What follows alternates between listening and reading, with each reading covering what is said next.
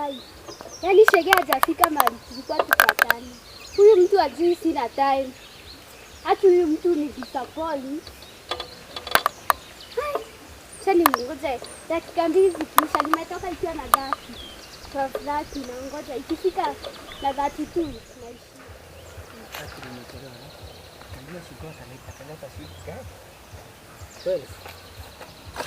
Hata ndio huyu anakuja. Sasa siku. Nisalimie. Sasa Kai. Tulikuwa tumeagana hadi saa ngapi? Saa sita. Na saa hii saa ngapi na uko na sana usiku kuangalia? Unajua lazima kwanza ningemaliza kitu hapo. So mimi nishinde nimekaa hapa. Unajua by then ningefaa kuwa home hadi saa 8. Mwisho. Hapana. Tuende tusubiri alafu turudi. Sasa unapanga serious kweli? I'm always serious. Au niko serious na unacheka? Niko serious. By the way nimekasirika. Twende tutembee ili watu tukatembee. Nilikuwa nimekumiss. Yaani nilikuwa nimefikiria. Haya. Leo najua utaenjoy si. Tena. Si tumebakisha tu kidogo tufike. Shege, si mtu anaona huku ni kwa msitu. Si kwa msitu wapi. Tumebakisha tu kidogo. Alafu pale chini unajua kana kuanga na kazuri unaona Kikuyu yote mzima. We, Shege, nimekuita mara ngapi? Genda tu tutembee kidogo. Shege, unajua nimekuwa nikisikia stories zako mbaya.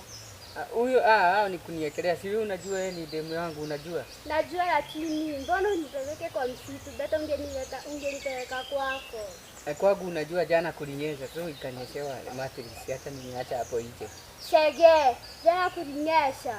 Ukumbuki wewe? We, Shege kwani kwetu na kwenye sini area moja. Kwani ni kwenye tu kulinyesha? Ile manyunyu ya saa 11 huku iona. Shege, unajua nimekuwa nikisikia story unasusungi ni kweli hata 21 years. Acha hizo uogo hawa wananiongelelea vibaya. Ai, Shege.